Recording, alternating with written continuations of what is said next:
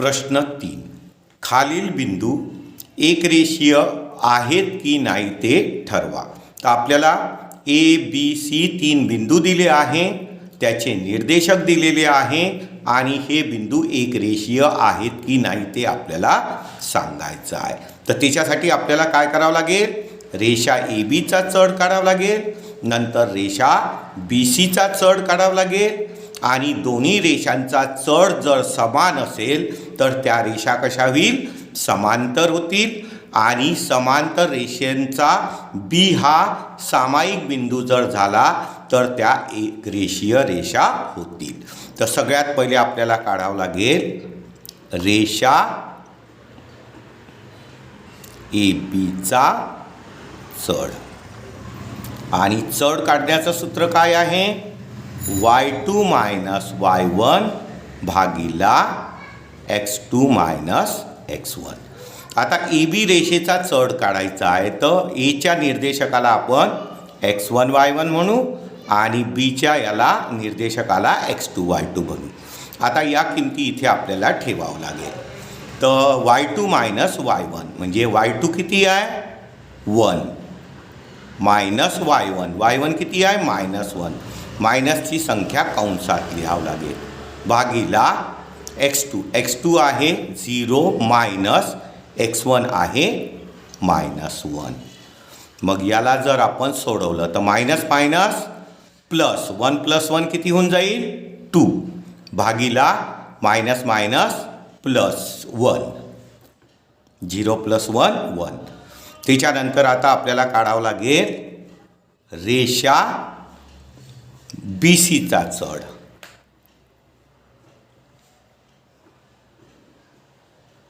परत सूत्र हेच राहील y2 minus y1 भागिला x2 minus x1.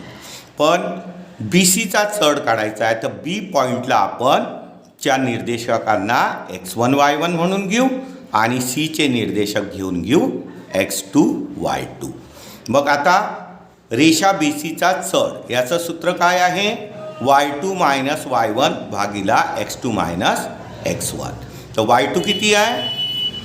3 minus y1 1 आणि x2 मायनस x1. तर x2 आहे 1 मायनस 0, x2 0 बरोबर. 3 मायनस 1 2 आणि 1 मायनस 0 1. तर आता रेषा ए बीचा चढ 2, रेषा बी सीचा चढ 2. चढ कसा आहे? समान आहे. रेषा ए बीचा चढ बरोबर रेषा बी सीचा चढ. तर रेषेंचा चढ समांतर आहे म्हणजे या रेषा कशा होतील?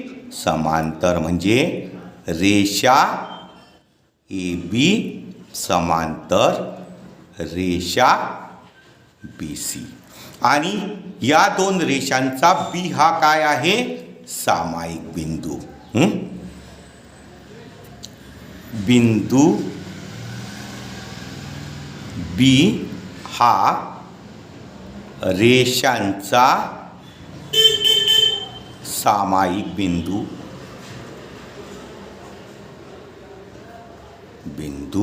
आणि दोन्ही रेषांचा एक बिंदू सामायिक आहे म्हणजे या काय आहे?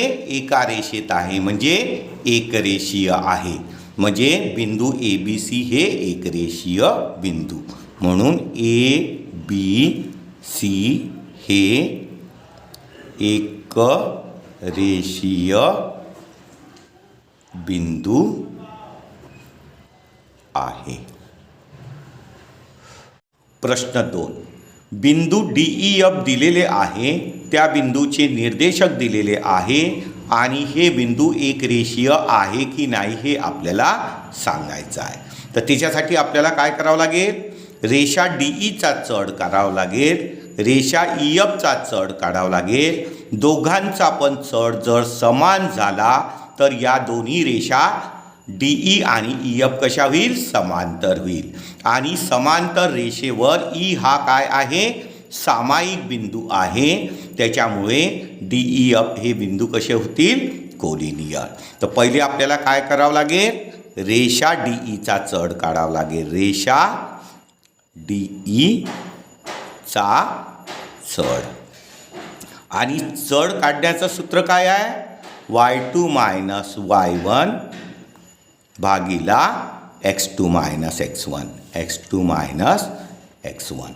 आता रेषा DEचा चढ काढायचा आहे, तर D बिंदूचे जे निर्देशक आहे त्याला आपण x1 y1 म्हणू आणि E बिंदूचे निर्देशक आहे त्याला x2 y2.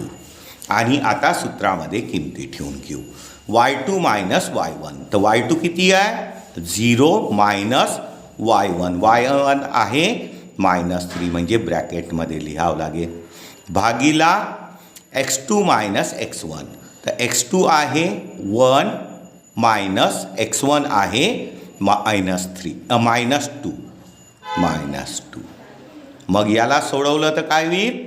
Minus minus plus 0 plus 3 upon minus minus plus 1 plus 2 किती होऊन जाईल? 3 होऊन जाईल.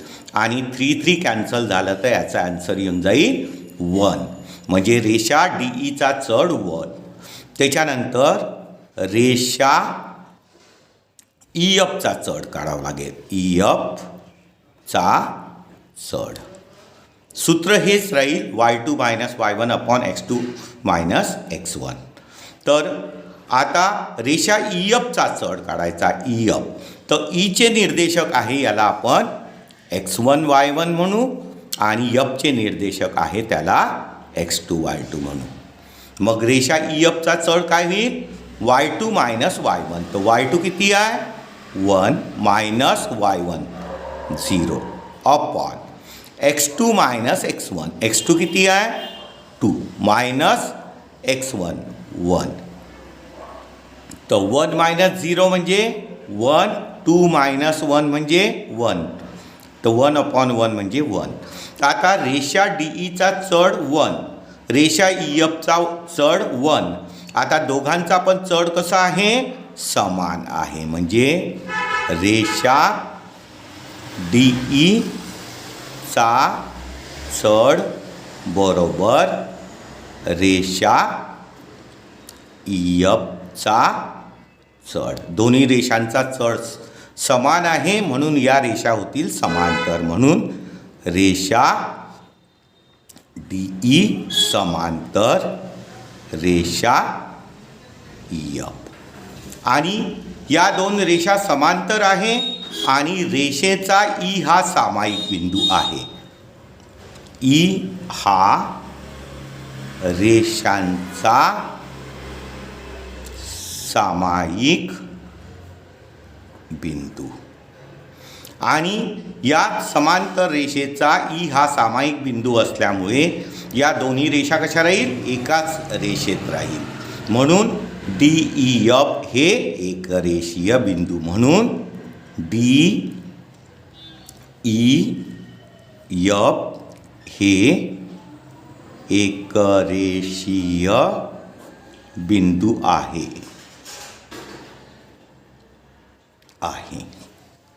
प्रश्न 3. बिंदू LMN दिलेले आहे, त्या बिंदूचे निर्देशक दिलेले आहे आणि हे बिंदू एकरेषीय आहे की नाही हे आपल्याला सांगायचं आहे.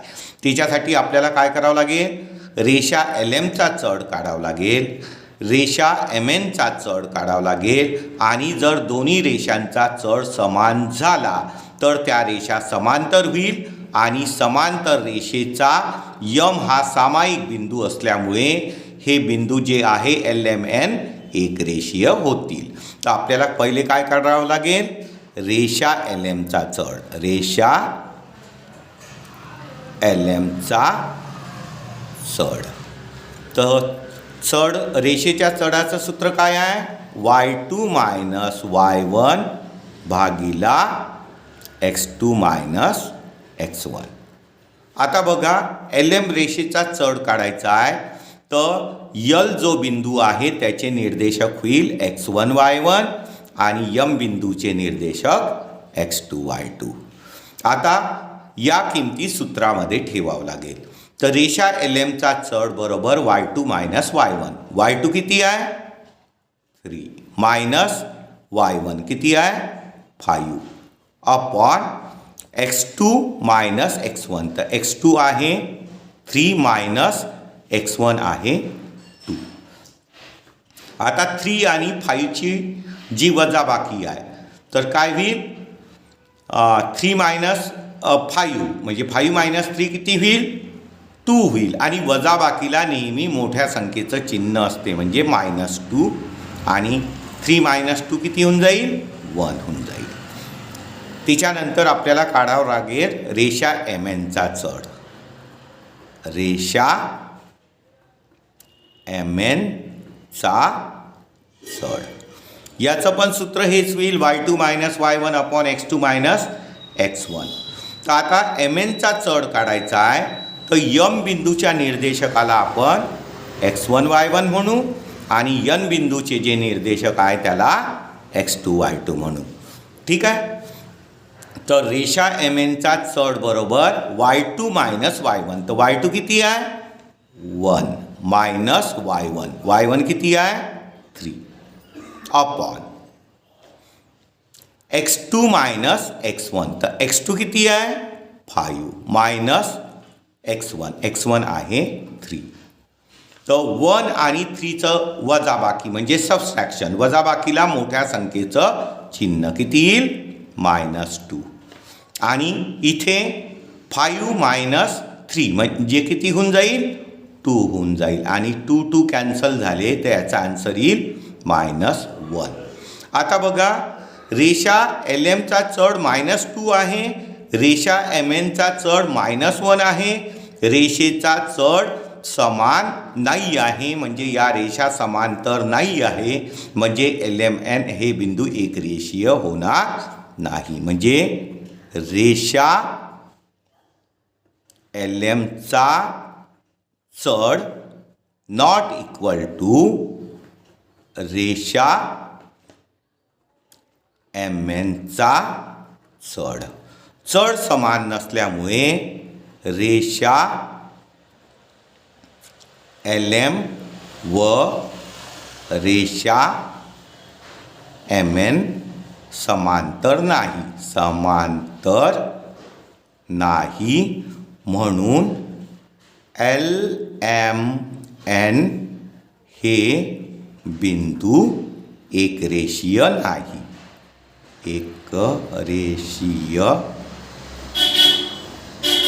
नाही.